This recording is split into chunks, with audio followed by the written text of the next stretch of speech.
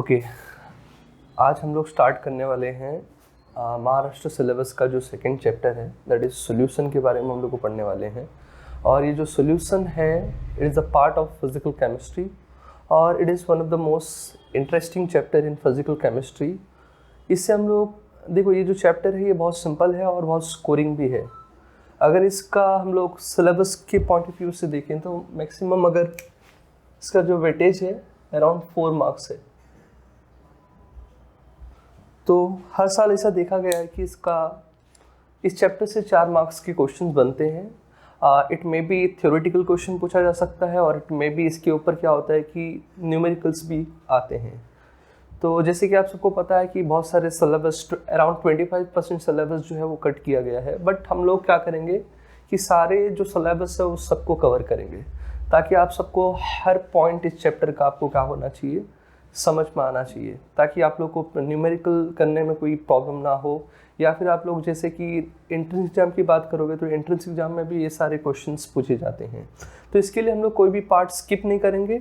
But हाँ, one point ये है कि जब भी मैं कोई हेडिंग स्टार्ट करूँगा तो उसके साथ में एक नंबर रहेगा और मैं वहाँ पे मेंशन कर दूँगा कि ये सिलेबस के अंदर है या फिर नहीं है। Okay, without wasting so much time, let's start with the chapter that is solution के बारे में देखा जाता है। कि सबसे पहले हम लोग देखते हैं कि जो सवाल उठता है सबसे पहला कि सॉल्यूशन क्या होता है। The first question that is solution, what is solution.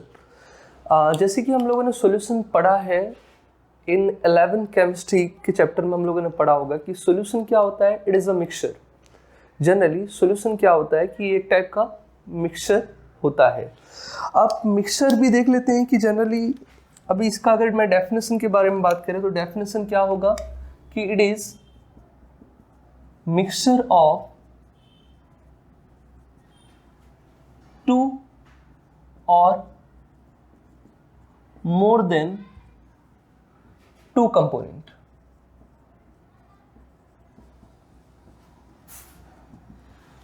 तो जनरली क्या होता है कि सॉल्यूशन क्या है, एक टाइप का मिक्सचर है जहां पे 2 या फिर 2 से ज़्यादा कंपोनेंट हम लोग यूज़ करते हैं। अब आगे देखते हैं कि अभी इसके अंदर जो कंपोनेंट्स हैं वो भी देख लेते हैं कि बेसिकली अगर देखा जाए कि फॉर बाइनरी सॉल्यूशन,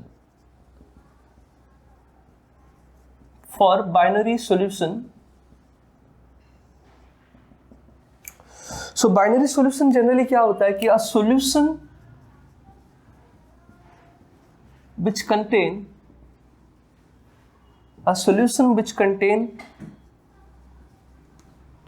2 कंपोनेंट। तो ऐसे सॉल्यूशन जिसके अंदर क्या होता है कि 2 कंपोनेंट्स होते हैं, इसको हम लोग क्या बोलते हैं, बाइनरी सॉल्यूशन के बारे में बोला जाता है। तो देख लीजिए कि बाइनरी सॉल्यूशन क्या होता है कि a solution which contain 2 component is said to be और is called as a binary solution.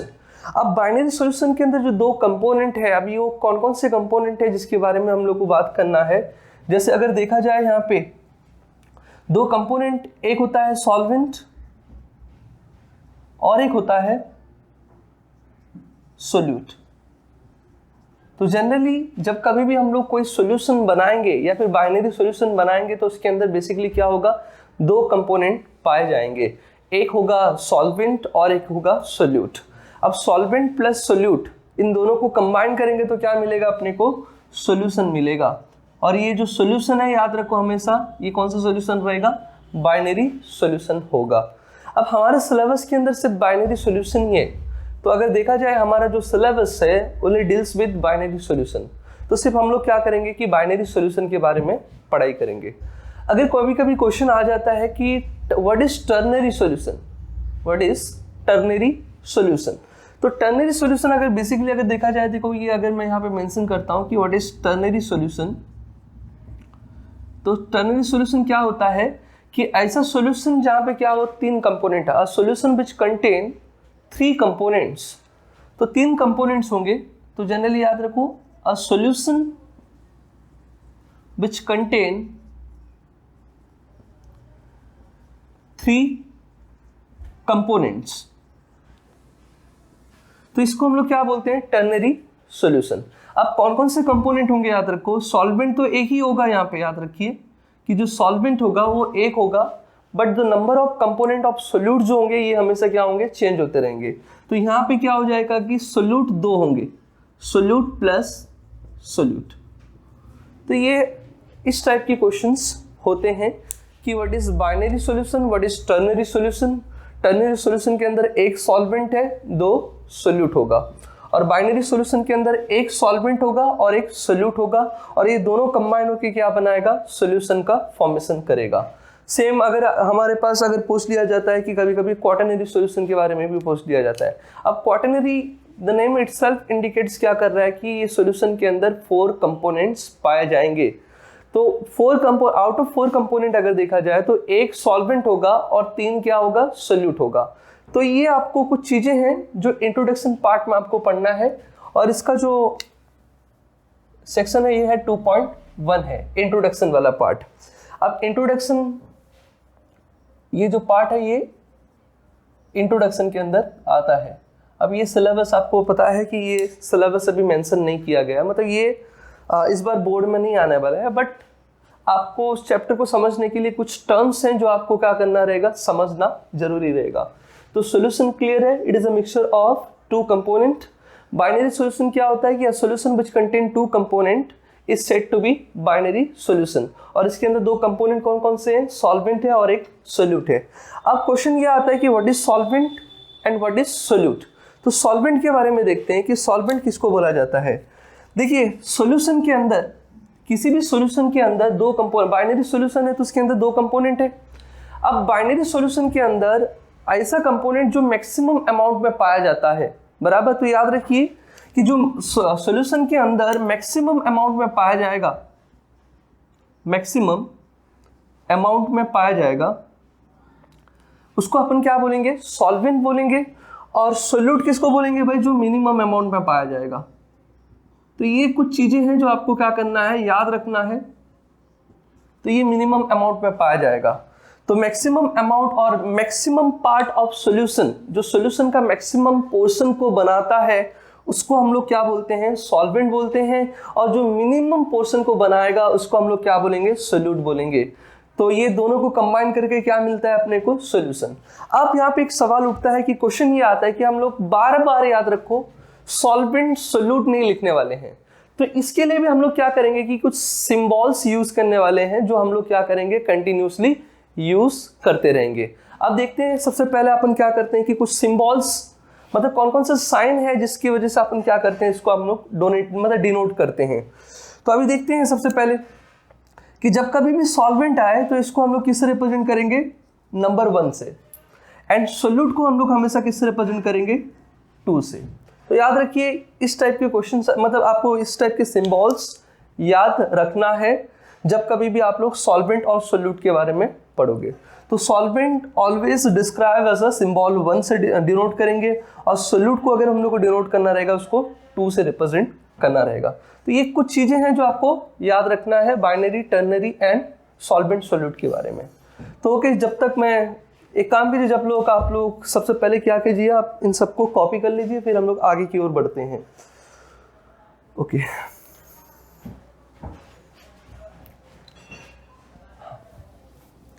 अब आप इंट्रोडक्शन के बाद कुछ टर्म्स हैं जो हम लोग को क्या करना रहता है, पढ़ना रहता है। हालांकि मानता हूं ये आपके सिलेबस में अभी मेंशन नहीं किया गया है। इससे पहले वाला जो सिलेबस था उसके अंदर ये था कॉन्सेंट्रेशन टर्म्स, बट इस साल उसको क्या किया गया है, रिमूव कर दिया गया है। बट कुछ कॉन्सेंट्रेशन टर्म्स हैं जो हम लोग को पढ़ना जरूरी है ताकि आगे समझ में आना चाहिए। तो देखते हैं कि कुछ कॉन्सेंट्रेशन टर्म्स जो है उनको हम लोग पढ़ लेते हैं। सबसे पहला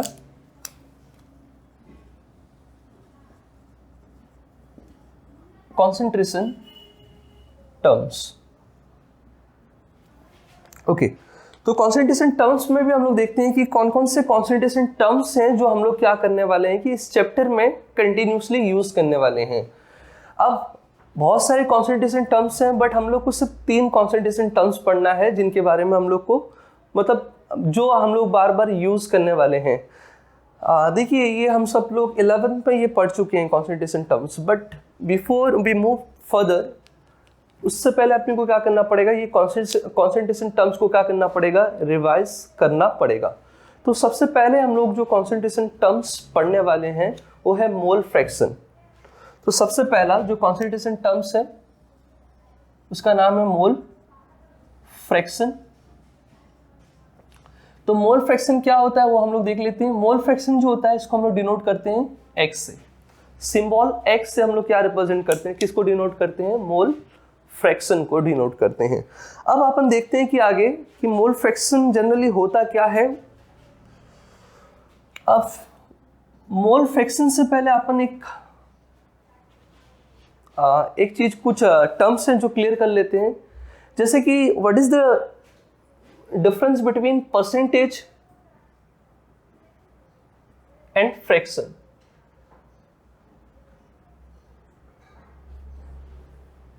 तो ये डिफरेंस है, अभी सबसे पहले अपने को जानना है कि परसेंटेज और फ्रैक्शन में क्या डिफरेंस होता है। ये सबको पता है कि परसेंटेज कैसे निकाला जाता है। आपको 10th में आप लोगों ने अपना परसेंटेज निकाला होगा कि परसेंटेज हम लोग इस फॉर्म में निकालते हैं कि जो ऑब्टेन मार्क्स होता है डिवाइडेड बाय क्या होगा भाई, टोटल मार्क्स, इनटू क्या करते हैं अपन 100 कर देते हैं। तो इससे आपको क्या मिल जाता है,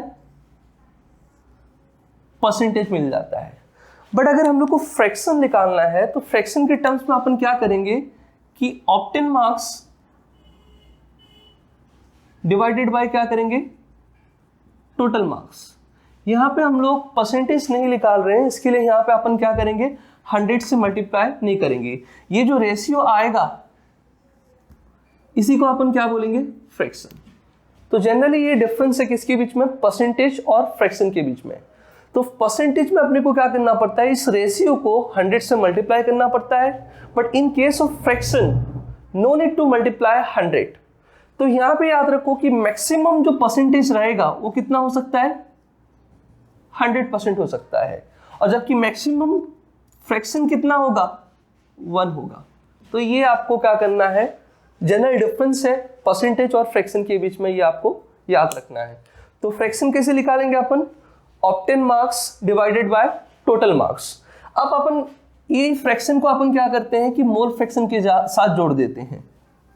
अब अपने को क्या करना है कि अभी फ्रैक्शन के आगे क्या लग गया है, मोल लग गया है। तो टोटल क्या बनता है भाई, मोल फ्रैक्शन। तो अपने को अभी क्या करना है कि मोल फ्रैक्शन निकालना है। तो मोल फ्रैक्शन का सबसे पहले अपन क्या करते हैं कि डेफिनेशन क्लियर करते हैं, और उसके बाद अपन क्या करेंगे कि मोल फ्रैक्शन ऑफ सोल्यूट निकालेंगे, then mole fraction of solvent निकालेंगे। अब देखते हैं सबसे पहले कि मोल फ्रैक्शन कैसे डिफाइन करते हैं। कि mole fraction it is defined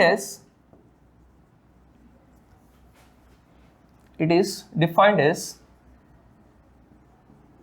the ratio of mole of any component present in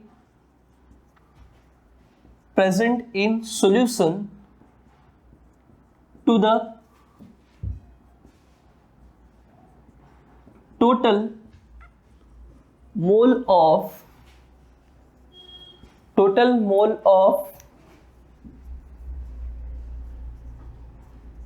solute and solvent present in solution। तो बोलने का मतलब ये होता है कि देखो इसको हम लोग इस फॉर्म में मॉडिफाई, और अगर मॉडिफाई करें तो वो ये आएगा जनरली, अगर मुझे अभी यहाँ पे मोल फ्रैक्शन ऑफ सॉल्वेंट निकालना है, if I want to find out the mole fraction of solvent, तो मोल फ्रैक्शन को हम लोग किससे डिनोट करते हैं भाई, एक्स से डिनोट करते हैं।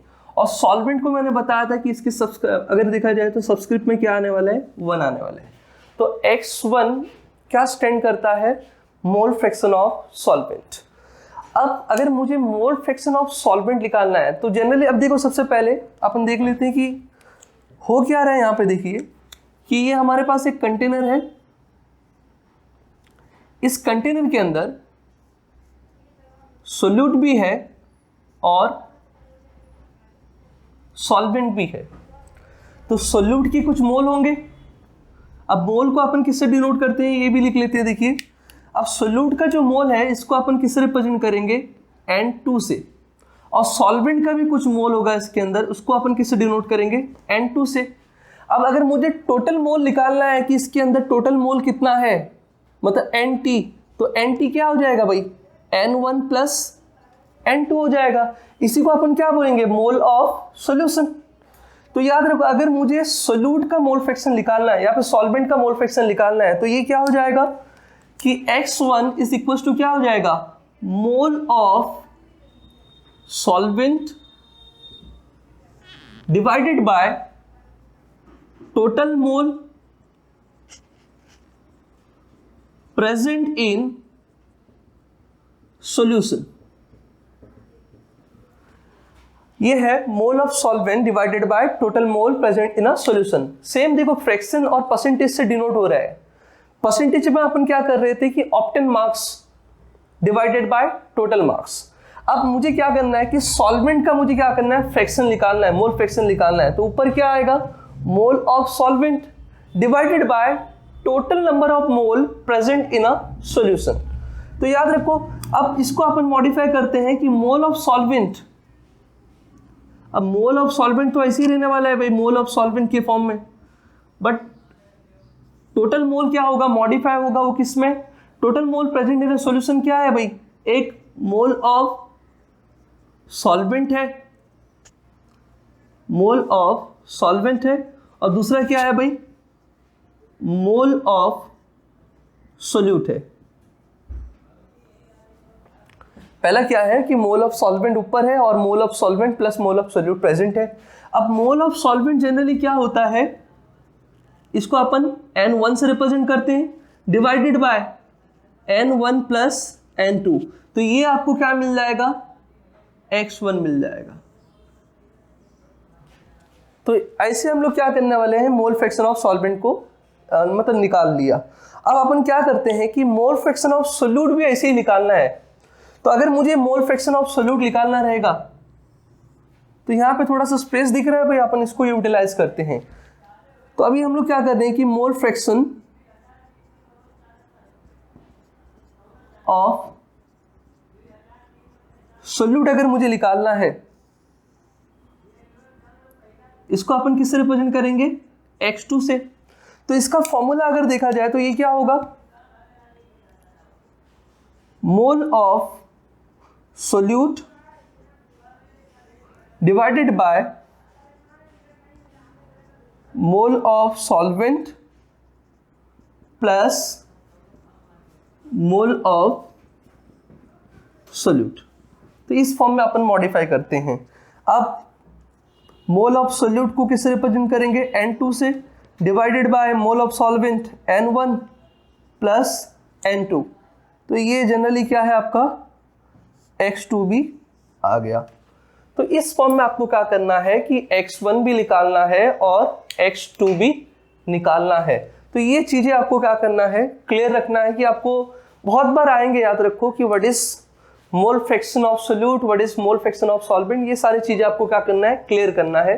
तो एक काम कीजिए, सबसे पहले ये सारी चीज़ें जो हैं ये कॉपी कर लीजिए, फिर आगे की ओर बढ़ते हैं अपन। ओके, सो मोल फ्रैक्शन हम लोग पढ़ रहे थे कि हम लोगों ने वहाँ पे देखा कि X1 अगर देखा जाए यहाँ पे X1 हम लोगों ने निकाला N1 divided by N1 plus N2 से।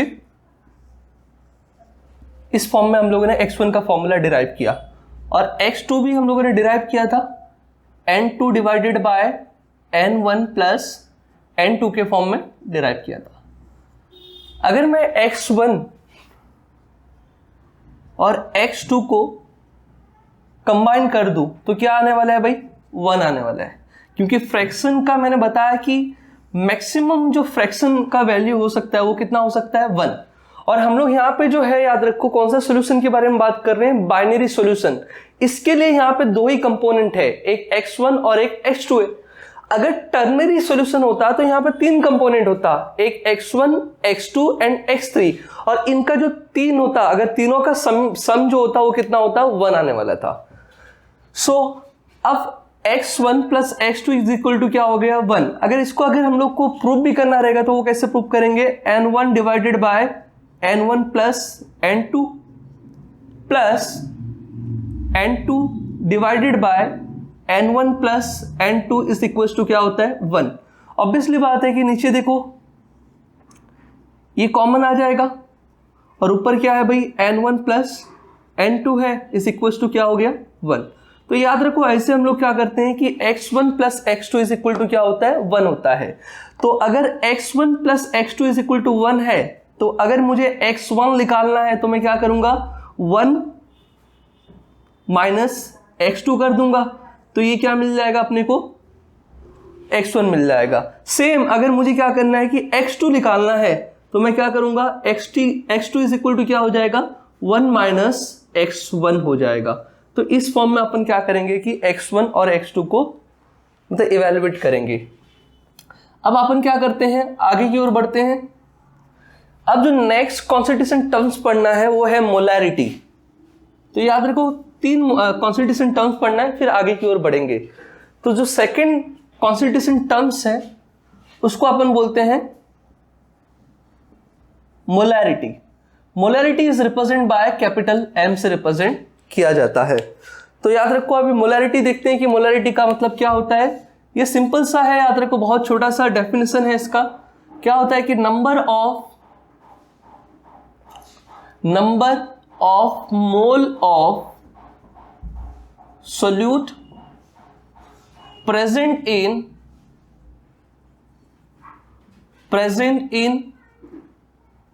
1 decimetre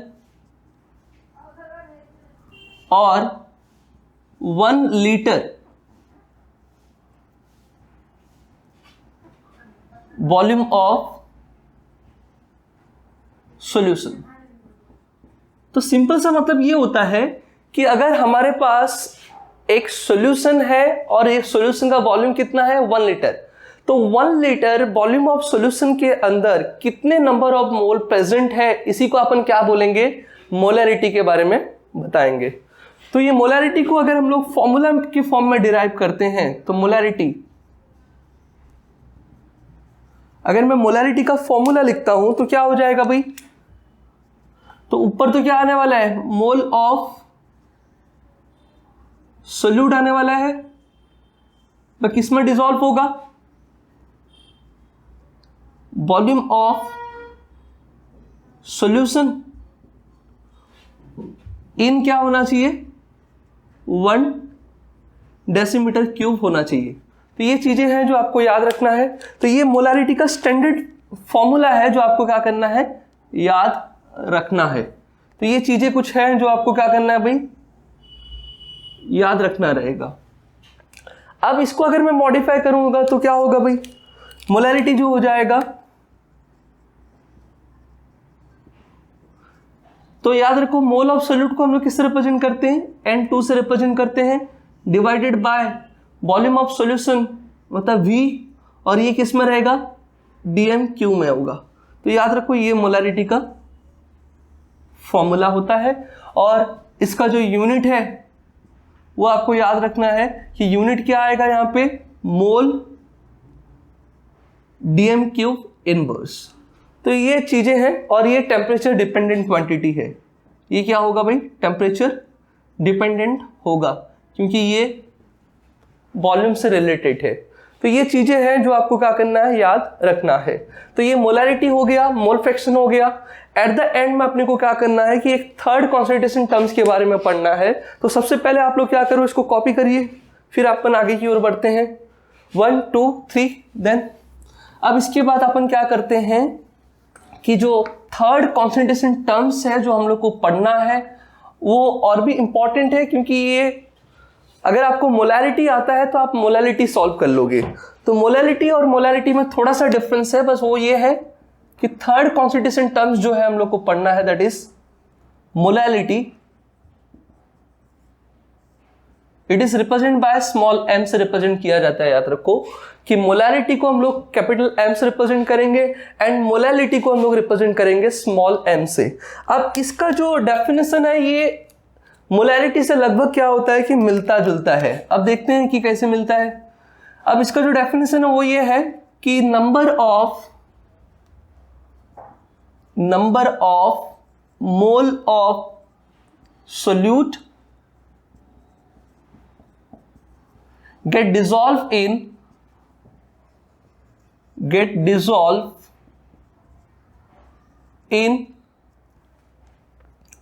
1 kg mass of solvent।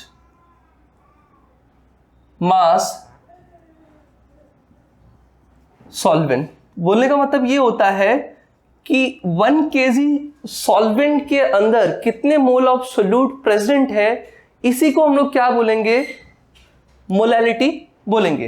अब मोलैलिटी का अगर ये तो डेफिनेशन था, अगर फॉर्मूला हम लोग लिखने की कोशिश करें तो क्या होगा, तो मोलैलिटी का जो फॉर्मूला आएगा वो क्या होगा भाई, ऊपर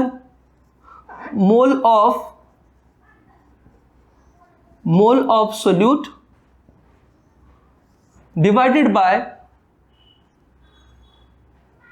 weight of solvent in 1 kg होगा।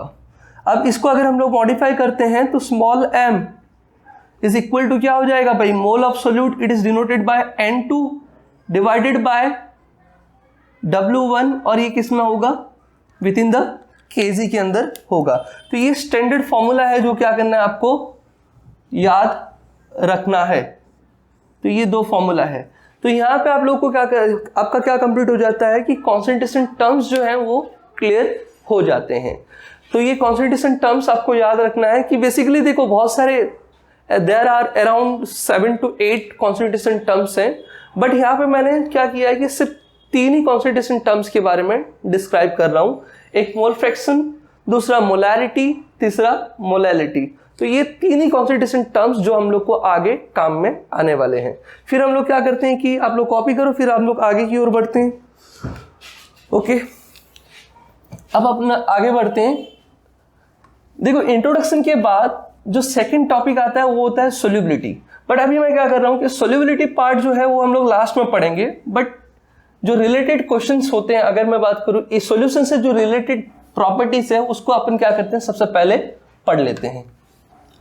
तो इसके बाद जो अपने को पढ़ना है आफ्टर 2.1 के बाद जो हम लोग को स्टार्ट करना है वो है 2.5, और ये 2.5 जो है ये सिलेबस के अंदर है।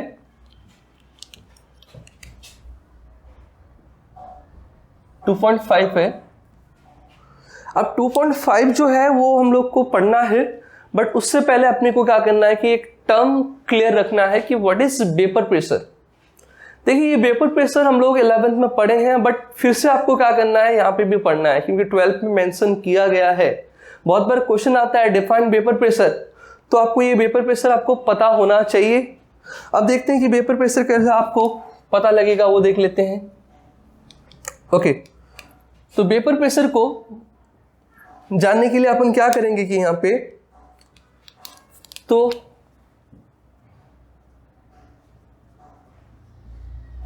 वेपर प्रेशर,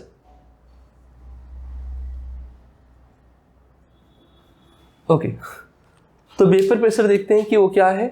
अब मान लेता हूं कि हमारे पास एक कंटेनर है और एक वेसल है, मान लेता हूं मेरे पास।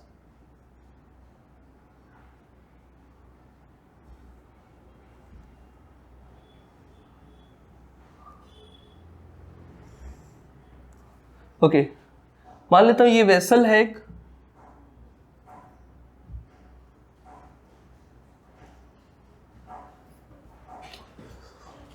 ओके, थोड़ा सा वेसल का जो साइज है वो थोड़ा चेंज करते हैं अपन।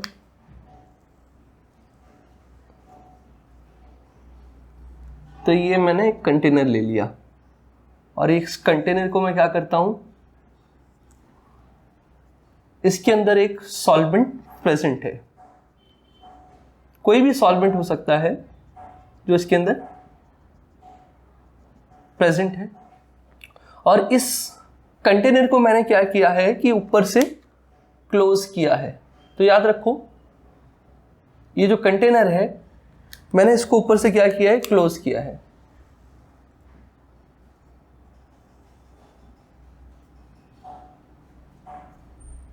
तो ये चीजें आपको याद रखना है कि ये कंटेनर मैंने क्लोज किया है। और अब क्या होता है कि धीरे धीरे कुछ टाइम बाद क्या होगा कि कुछ जो लिक्विड मॉलिक्यूल्स हैं दे आर अगर देखा जाए तो धीरे धीरे क्या होंगे कि लिक्विड मॉलिक्यूल्स जो हैं धीरे धीरे क्या होंगे, वेपर्स में जाना स्टार्ट हो जाएंगे। तो जैसे ही लिक्विड मॉलिक्यूल्स वेपर में जाएंगे तो इस प्रोसेस को हम लोग क्या बोलते हैं, वेपराइजेशन। तो यहाँ पे क्या हो जाता है कि स्टार्टिंग में वेपराइजेशन प्रोसेस स्टार्ट हो जाता है, तो वेपराइजेशन भी बोलते हैं और इसको अपन बोलते हैं इवापोरेशन। ये वर्ड जो है आपके टेक्स्ट बुक में गिवन है कि इवापोरेशन क्या होता है कि जब कभी भी लिक्विड मॉलिक्यूल गैस मॉलिक्यूल के अंदर ट्रांसफर होते हैं तो उसको अपन क्या बोलते हैं, इवापोरेशन। तो याद रखो यहां पर मैं लिख देता हूं कि ये क्या है कि कन्वर्जन ऑफ लिक्विड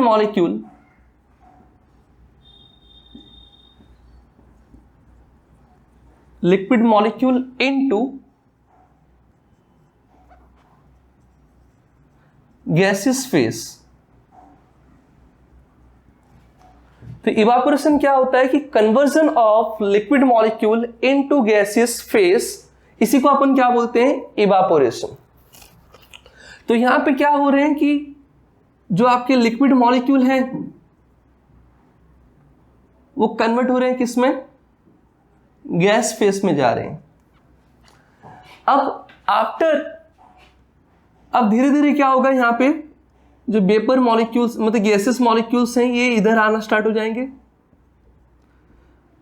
अब क्या हो रहा है कि गैसेस मॉलिक्यूल्स जैसे ही सरफेस के ऊपर आ गए, इसके सरफेस के ऊपर, तो due to closure of this container, तो जो गैसेस मॉलिक्यूल्स हैं ये इसके बाहर नहीं जा पा रहे हैं, कि क्लोज कंटेनर के बाहर नहीं जा पा रहे हैं। तो gases molecule they try to collide with each other. तो अभी ये क्या करेंगे, कोलिजन शो करना स्टार्ट कर देंगे कि ये दोनों क्या करेंगे, जो मॉलिक्यूल्स हैं ये आपस में क्या करेंगे, कोलिजन करेंगे। तो एक गैसेस मॉलिक्यूल दूसरे मॉलिक्यूल के साथ में क्या करेगा, कोलिजन करेगा।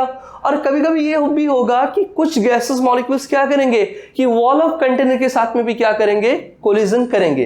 अब ड्यू टू कोलिजन क्या हो जाएगा कि इनका जो काइनेटिक एनर्जी और यहाँ पे पोटेंशियल एनर्जी क्या हो जाता है, बढ़ जाता है। तो इसकी वजह से क्या होता है कि कुछ गैसेस मॉलिक्यूल्स क्या करेंगे, वापस आने की कोशिश करेंगे। तो कुछ मॉलिक्यूल्स क्या करेंगे कि गैसेस फेस से कहां आ जाएंगे, लिक्विड फेस में आ जाएंगे। अब जब गैसेस फेस से लिक्विड फेस में आते हैं मॉलिक्यूल्स, इस प्रोसेस को अपन बोलते हैं कंडेंसेशन। तो क्या होगा कि आफ्टर सम टाइम्स के बाद क्या हो जाएगा कि कंडेंसेशन प्रोसेस स्टार्ट हो जाएगा। तो कंडेंसेशन में क्या होगा कि कन्वर्जन ऑफ, अगर देखा जाए तो conversion of gases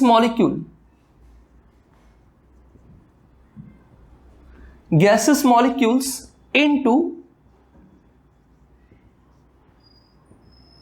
liquid state, इसको अपन क्या बोलेंगे, कंडेंसेशन। कंडेंसेशन का जो दूसरा नाम है याद रखो, इसको अपन क्या बोलते हैं, रिवर्स ऑफ इवापोरेशन। क्योंकि ये इवापोरेशन का रिवर्स हो रहा है तो इसको अपन बोलते हैं कंडेंसेशन। अब क्या हो रहा है कि अब देख लीजिए कि स्टार्टिंग में क्या हो रहा था, इवापोरेशन हो रहा था। अब इवापोरेशन में हो क्या रहा था कि जो लिक्विड मॉलिक्यूल्स थे वो कहां जा रहे थे, गैसेस फेस में जा रहे थे, और वहां पे क्या कर रहे थे कि ये कोलिजन कर रहे थे। कोलिजन भी कैसा कि एक गैसेस मॉलिक्यूल दूसरे गैसेस मॉलिक्यूल के साथ में कोलिजन कर रहा है।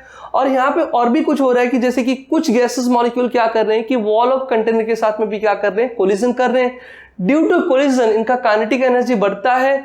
अब इससे क्या होता है कि कुछ there are some gases molecule क्या करते हैं कि गैसेस फेज से कहां आ जाते हैं भाई, लिक्विड फेज में आ जाते हैं।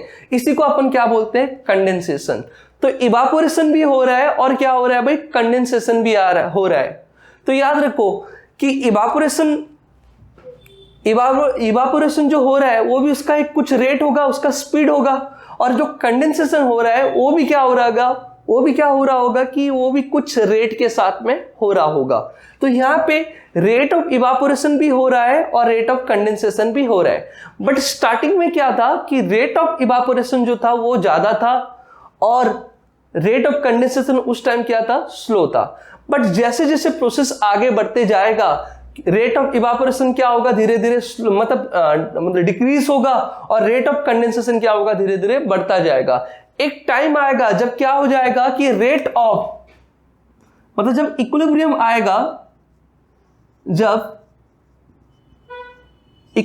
आएगा तो उस टाइम क्या हो जाएगा कि जो रेट ऑफ इवापोरेशन है, rate of evaporation is equals to क्या हो जाएगा, रेट ऑफ कंडेंसेशन के बराबर हो जाएगा। देखो रेट ऑफ इवापोरेशन और रेट ऑफ कंडेंसेशन इक्वल होने का मतलब यह होता है कि अगर 20 molecule of liquid move to gases phase, at the same time क्या होगा कि 20 molecule of gases phase will move to liquid phase. तो इसको हम लोग क्या बोलते हैं, इक्विलिब्रियम। एक बार इक्विलिब्रियम आने के बाद जो भी मॉलिक्यूल्स कहां पर प्रेजेंट है, सरफेस पे प्रेजेंट है, जो भी वेपर मॉलिक्यूल्स सरफेस पे प्रेजेंट है, ये मॉलिक्यूल्स मान लेता हूं सरफेस पे प्रेजेंट है। अब ये जो प्रेशर एक्सर्ट करेंगे on the surface of liquid, इस प्रेशर को अपन बोलेंगे वेपर प्रेशर। अब यहां पे याद रखो एक छोटा सा क्वेश्चन यहां पे होता है, प्रेशर याद रखो इक्विलिब्रियम पहले से भी क्या हो रहा, इक्विलिब्रियम जब नहीं आया था उससे पहले भी क्या कर रहे हैं कि गैसेस मॉलिक्यूल्स प्रेशर एक्सर्ट कर रहे हैं, किसके ऊपर, on the surface of liquid. But इसको अपन वेपर प्रेशर कब बोलेंगे, जब इक्विलिब्रियम हो जाएगा। तो याद रखो at equilibrium the pressure exerted by vapour molecule और gases molecule on the surface of liquid, इसको अपन क्या बोलते हैं, वेपर प्रेशर। तो ये चीजें आपको याद रखना है कि अभी देखो मैं यहां पे डेफिनेशन लिख लेता हूं कि वेपर प्रेशर है क्या। वेपर प्रेशर क्या होता है कि pressure exerted bye gases molecule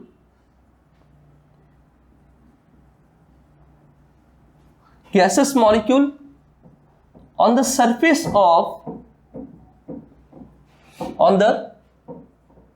surface of liquid when equilibrium is established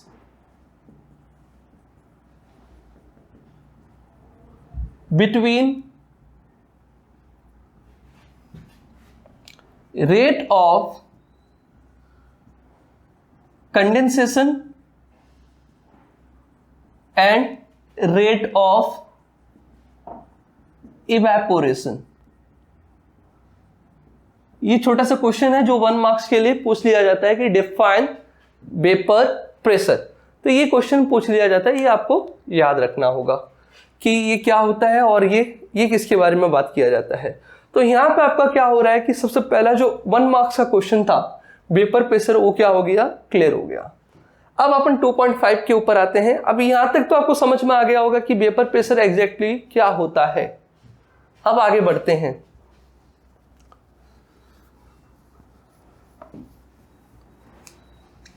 okay, जो 2.5 का हेडिंग है एज पर योर सिलेबस के हिसाब से वो ये है कि vapour pressure of solution, vapour pressure of solution of a liquid in liquid, वो हम लोग लिखते हैं, फिर उसके बाद आगे की ओर बढ़ते हैं।